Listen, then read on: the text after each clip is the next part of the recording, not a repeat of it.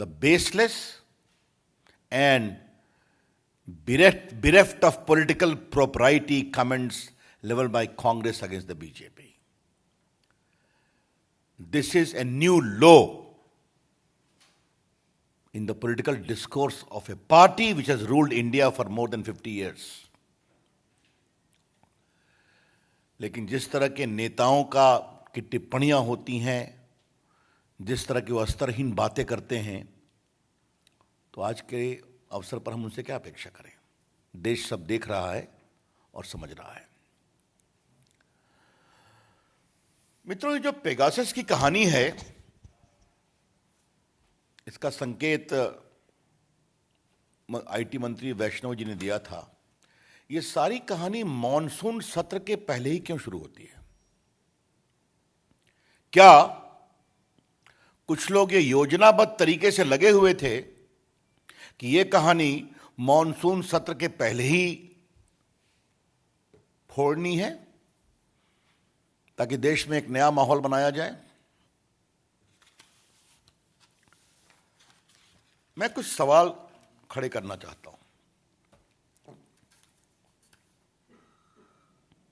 एक संस्था का नाम आया है वायर।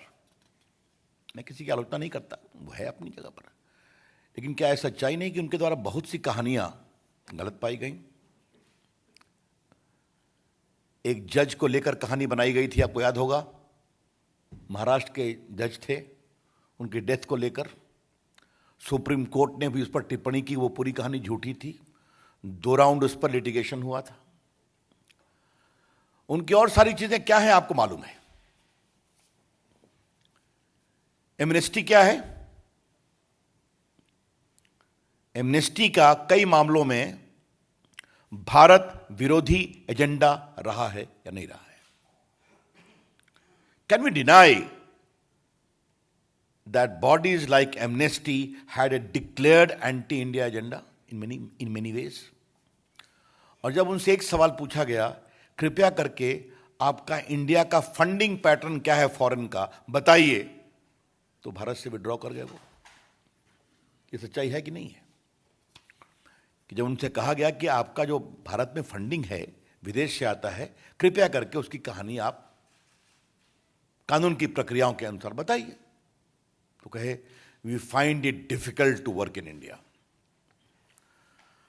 अब कुछ चीजों को समझना और जानना जरूरी है। इस पूरी कहानी में एक एविडेंस नहीं आया है जो भारत सरकार को इससे लिंक करता है या बीजेपी को इससे लिंक करता है। Not a shred of evidence has come that in this entire Pegasus story there is any linkage of the government और the Bharatiya Janata party.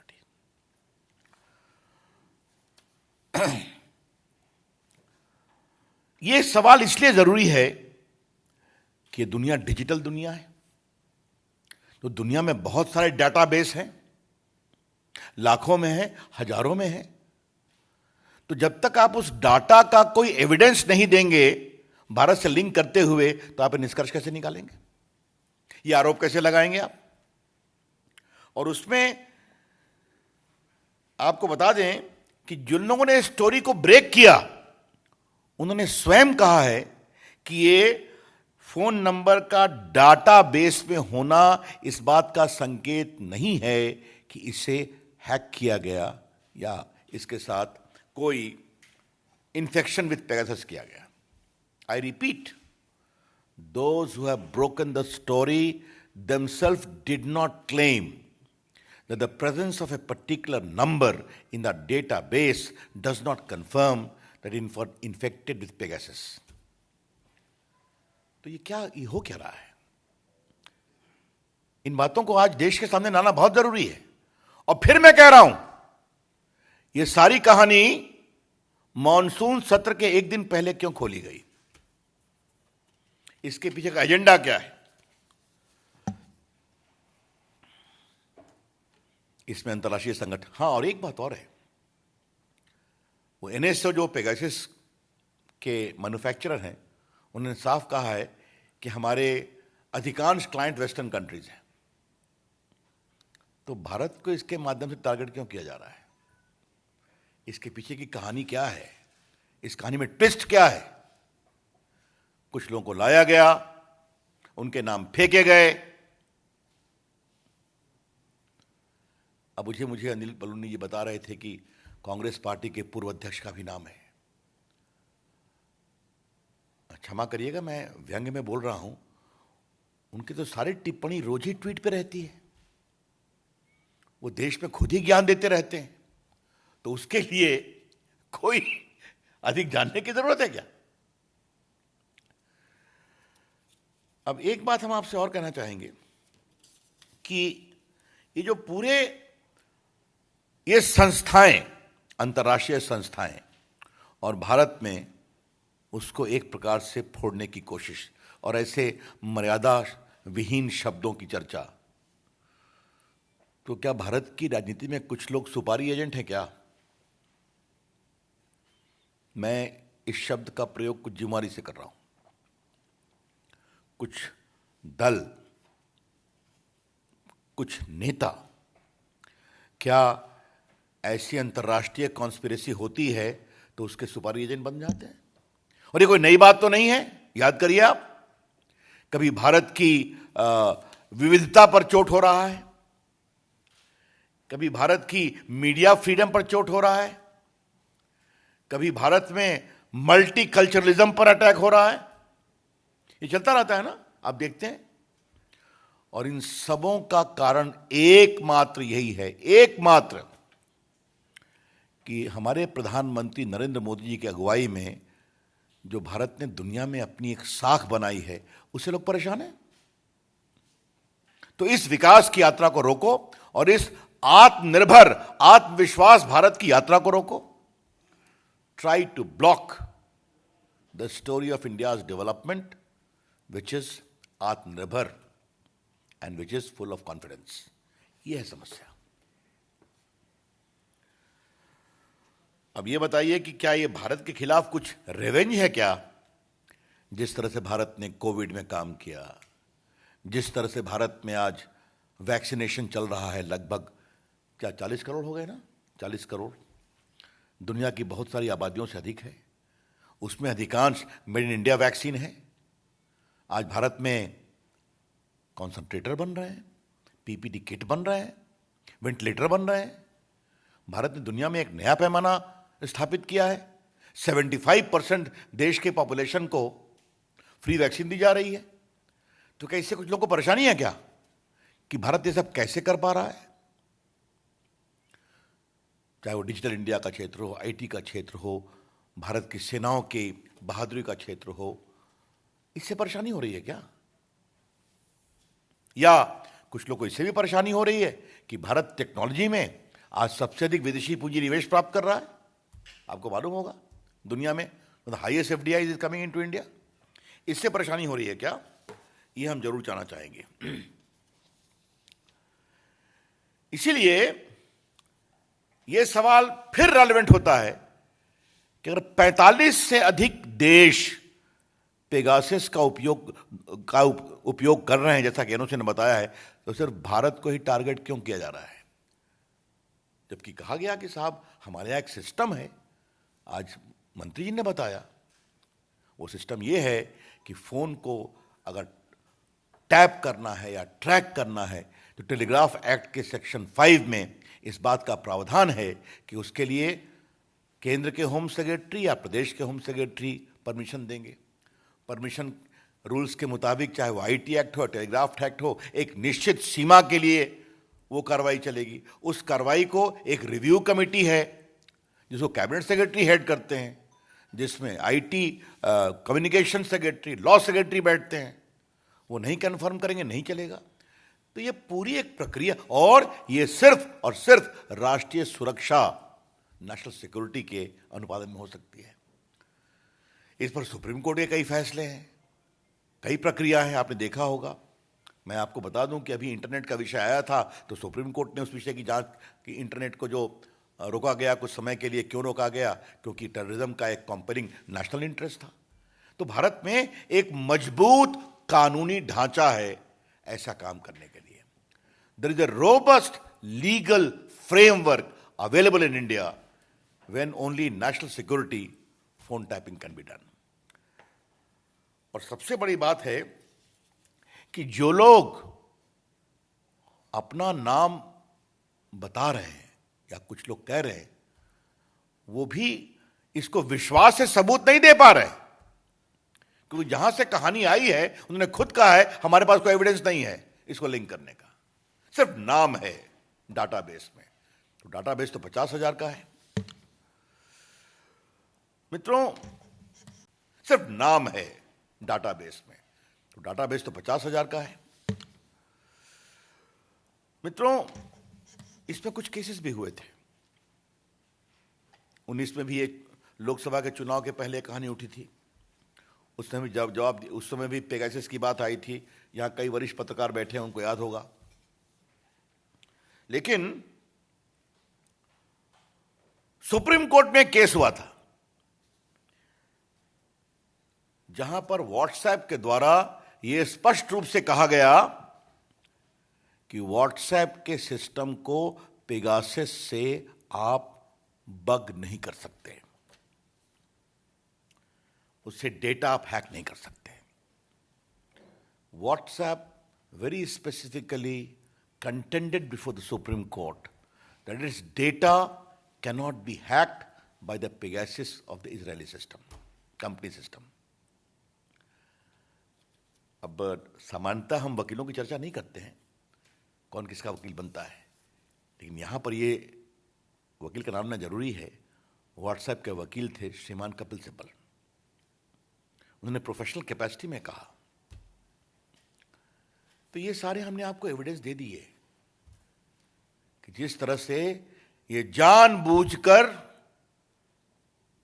Monsoon सत्र के समय सदन को डिसरप्ट करने और देश में बेबुनियाद एजेंडा खड़ा करने की कोशिश है। और इसका एक कारण है, इसका कारण है कि कांग्रेस पार्टी सिमट रही है, कांग्रेस पार्टी हार रही है। पंजाब में क्या ड्रामा चल रहा है कांग्रेस पार्टी में, रोज आपको टीवी को दिखा रहे हैं। अब तो राजस्थान में भी कांग्रेस के नेता ही आरोप लगा रहे हैं अपने मुख्यमंत्री पर कि हमारा फोन टैप हो रहा है, ये भी आप देख रहे हैं। वहाँ उनके झगड़े सुलझ नहीं रहे हैं, वहाँ उनकी स्थिति और परेशानी में हो रही है। उत्तर प्रदेश में अभी जितने चुनाव हुए, कांग्रेस पार्टी का क्या हुआ स्थानीय निकाय के चुनाव में, उस पर चर्चा भी नहीं करने की जरूरत है। तो जब ये सब चला तो एक नया फ्रंट खोलो, ये है पूरी कहानी। तो इसकी हम जबरदस्त रूप से निंदा करते हैं। एक बात मुझे और कहनी है, वो अंतिम बात मुझे ये है कि कई नई नई कहानियां आती हैं। अब मुझे बताया गया है कि कल कोई एक नया चैनल है जिस चैनल से कांग्रेस पार्टी को बहुत प्रेम है। ये सब हम आपको बताएंगे आस्ते आस्ते। हमको ये भी मालूम हुआ है कि उनके यहाँ करोड़ों का फंड विदेश से आता है, जिसमें कुछ चाइना के भी फंड हैं, और उनके द्वारा बहुत चीज़ें कैंपेन की जाती हैं। तो क्या ये सब कोई एक संदेहास्पद परिस्थिति है क्या? तो पिक्चर अभी बाकी है दोस्त। हाँ, ये कहानी चलने दीजिए, जितनी कहानी आएगी हम बताएंगे। मित्रों, I think I have already explained everything. Open to questions. Yatindra TV 18। Sir, आप पर और आपकी प्रेस कॉन्फ्रेंस पर कांग्रेस नेता रणदीप सुरजेवाला ने कमेंट किया, टारगेट किया है कि खिसियानी विल्ली खंबा लौट रही है और आपको मंत्रिमंडल से हटा दिया है। तो आप इस तरह से अपनी जेब मिटा रहे हैं और इस तरह के आरोप लगा रहे हैं, और कहीं आपका ही फोन ना निकल आए। सुरजेवाला ने डायरेक्ट आपके ऊपर टारगेट। देखिए, ये मैं फिर कहूँगा, यहाँ मैं भाजपा के कार्यकर्ता के रूप में बात कर रहा हूँ। अगर मेरे द्वारा दिए गए दलील और तर्क पर उनका यही उत्तर है तो मैं कहूँगा भगवान भला करे। Ravikant, news nation. Sir, Congress party इस मामले को संसद में उठा रही है। आपने कहा कि कोई ठोस सबूत नहीं है इस पूरे मामले में, बावजूद इसके जेपीसी की मांग की जा रही है कि इस पूरे मामले की जेपीसी से जांच होनी चाहिए। फिर मैं कह रहा हूं, बहस से क्यों भाग रहे हैं वो? आज तो सुबह से उन्होंने हाउस को डिसरप्ट किया ना। बहस करें, दूध का दूध पानी का पानी हो जाएगा। सरकार भी बोलती है, हम लोग भी बोलते हैं वहां पर। बहस से क्यों भाग रहे हैं? तो हर चीज में जेपीसी, पहले कुछ आधार बताएंगे आप? हमें भी कांग्रेस पार्टी से संसद में बहुत सवाल पूछने हैं। हाँ, आमोद राय, TV9।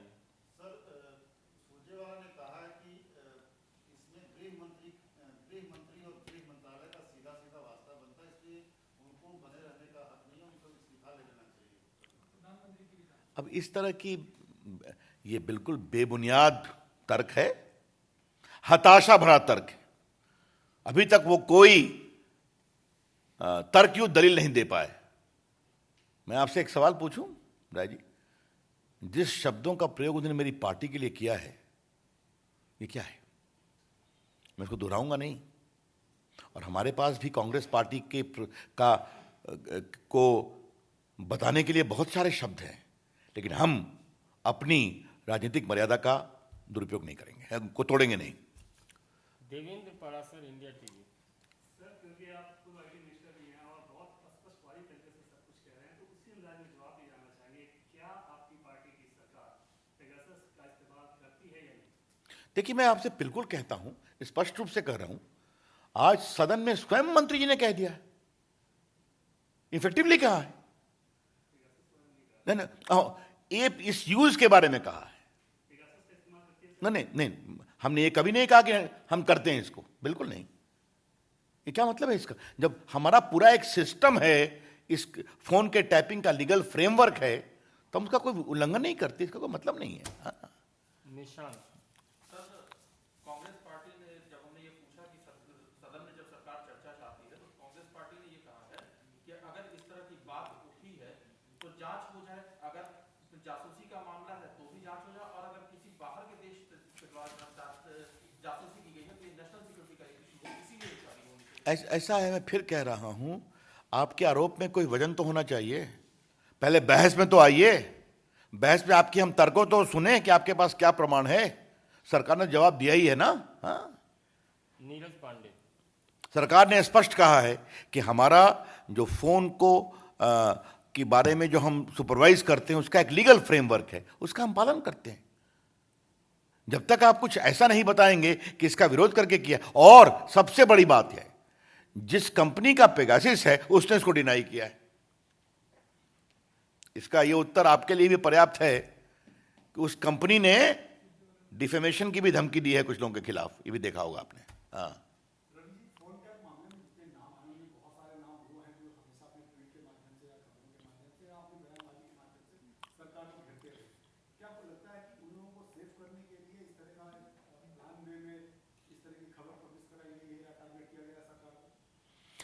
देखिए, मेरा सिर्फ कहना है कि ट्वीटिंग से कोई हमारी सरकार को घेर नहीं सकता। हर व्यक्ति अपना फेसबुक लिखे, ट्वीट करे, अपनी बात कहे, हमें क्या फर्क पड़ता है? आलोचना का अधिकार भी है, लेकिन आपको आपकी राजनीतिक साख कितनी है तो देश की जनता तय करेगी ना चुनाव में ना। हाँ, इसलिए उसका कोई मतलब नहीं है।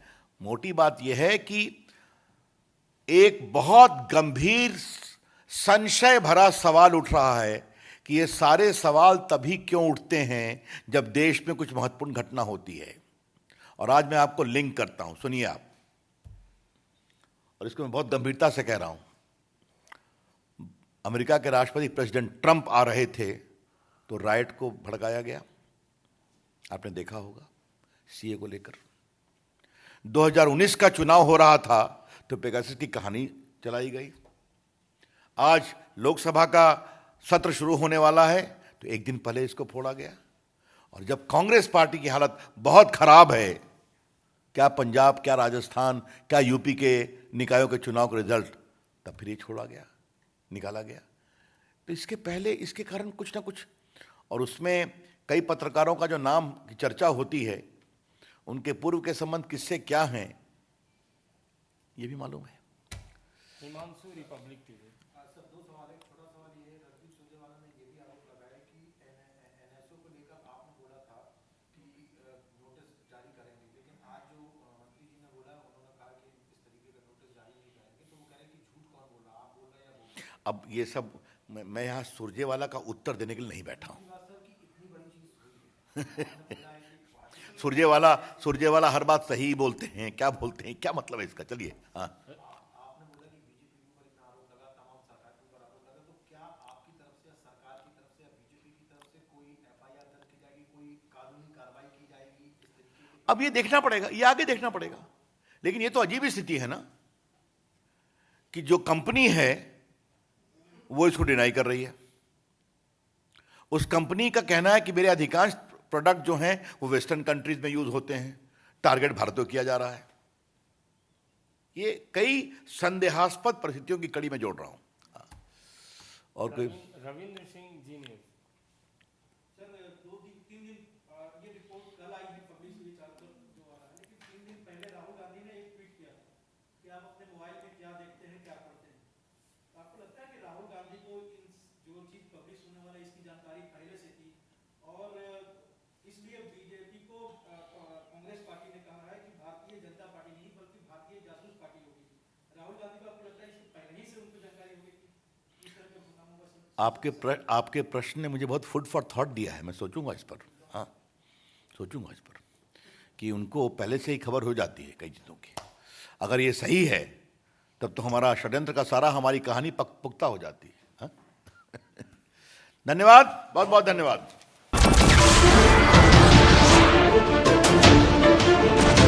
नमस्कार, मैं हूं मानक गुप्ता। अगर आपको हमारा ये वीडियो पसंद आया हो तो इसे लाइक और शेयर जरूर करें, और हां, हमें सब्सक्राइब और फॉलो करना ना भूलें ताकि आप देश और दुनिया की कोई खबर मिस ना करें। तो जुड़े रहिए हमारे साथ और देखते रहिए न्यूज़ 24।